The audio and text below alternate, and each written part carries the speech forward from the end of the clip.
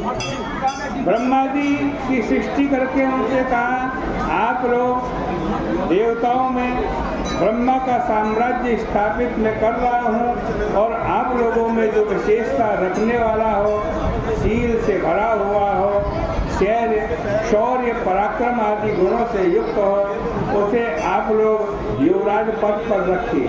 व्यापक प्रभु के ऐसे कहने पर सभी देवता इंद्र के सम्मुख जाकर मैं अधिक हूँ ऐसा विवाद करने लगे। सभी विवाद कर ही रहे थे कि कुछ लोगों ने सूर्य को उत्तम बताया, कुछ लोगों ने इंद्र को, कुछ ने कामदेव को, तो कुछ लोग चुपचाप बैठे रहे। उन लोगों ने निर्णय ही नहीं कर पाए कि कौन सर्वश्रेष्ठ है।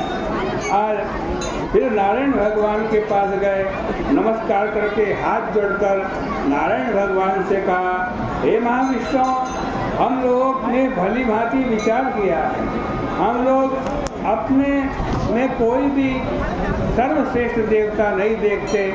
आप ही निर्णय करके बताइए कि हम में से सर्वश्रेष्ठ कौन है, जिसको युवराज पद पर बिठाया जा सकता है। सभी देवताओं के इस प्रकार पूछने पर हंसते हुए भगवान ने कहा, ये मेरा विराट शरीर है, इससे एक एक करके सभी देवता निकले, जिसके निकलने से ये शरीर गिर जाए, फिर एक एक करके सभी इसमें प्रवेश करना, जिसके प्रवेश करने से ये शरीर खड़ा हो जाए। निस्संदेह वही सबसे बड़ा है, दूसरा और कोई नहीं। ऐसा कहने पर उन देवताओं ने कहा, ठीक है। इस प्रकार कहा, स्वीकार किया। तब क्रोध में आकर आज सबसे पहले जयंत नाम के देवता पैर से निकले। तब लोगों ने उस प्राणी को पंगु कहा, किंतु शरीर नहीं गिरा। वो और सब काम करता है, वो सुनता है, पीता है, बोलता है, सूंघता है, देखता है, चलता है, फिरता है। तदनंतर गुह्य भाग से दक्ष प्रजापति निकले। तब इस शरीर को नपुंसक कहा गया, किंतु उस समय भी शरीर नहीं गिरा। ये सुनता, खाता, पीता, बोलता, सुनता, देखता, चलता हुआ दिखाई पड़ रहा है। तदनंतर देवताओं के स्वामी इंद्र हाथ से निकल गए। तब उस समय शरीर को बिना हाथ का शरीर, यही लोगों ने कहा कि शरीर, लेकिन शरीर गिरा नहीं। वो और सब काम करता है, सुनता है, खाता है, पीता है, बोलता है, सूंघता है, चलता है। फिर तेजस्वियों में सर्वश्रेष्ठ सूर्य भगवान नेत्र से निकल गए। तब भी लोगों ने इस शरीर को काना व अंधा जरूर कहा, लेकिन शरीर गिरा नहीं और सब काम करता है। तदनंतर नाक से अश्वनी कुमार निकले तो उसकी सूंघने की शक्ति समाप्त हो गई, ऐसा लोगों ने कहा, लेकिन शरीर गिरा नहीं, वो पहले के समान सब काम कर रहा है। तब कानों से दिशाएं निकल गई। तब सबने इस शरीर को आज बहरा कहा, लेकिन शरीर गिरा नहीं, वो सभी काम करता है, वो मरा नहीं, जीवित है और सब काम करता है। तत्पश्चात जिह्वा से वरुण देवता निकल गए। तब इस शरीर को अरसज्ञ कहा गया। इसको रस का, खट्टे मीठे, कड़वे का ज्ञान नहीं है, लेकिन शरीर और सब काम कर रहा है, सांस ले रहा है। तदनंतर विभु तथा वाणी के स्वामी अग्नि देवता वाणी से निकल गए। तब इस शरीर को गूंगा तो कहा गया, लेकिन ये बोलने के अलावा और सभी काम कर रहा था।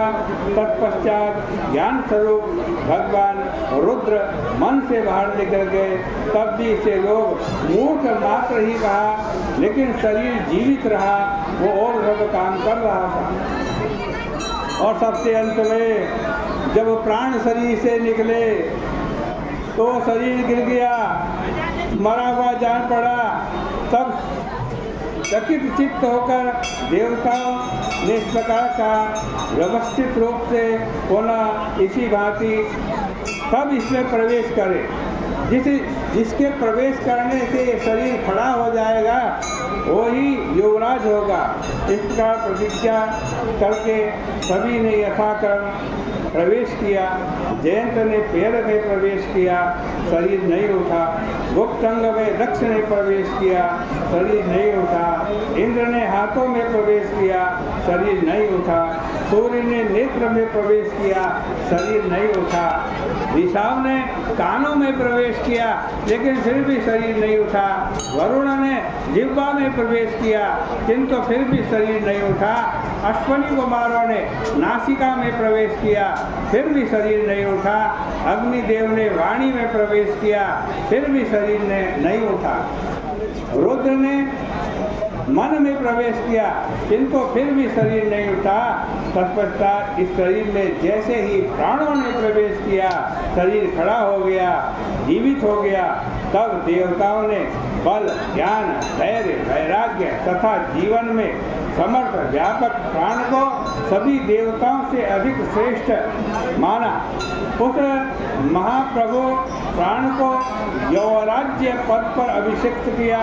उच्च स्थान पर बैठने व बैठाने के कारण उस समय सभी ने मिलकर सामवेद के मंत्र को गाया। इसलिए स्थावर जंगम स्वरूप समस्त विश्व प्राणमय है।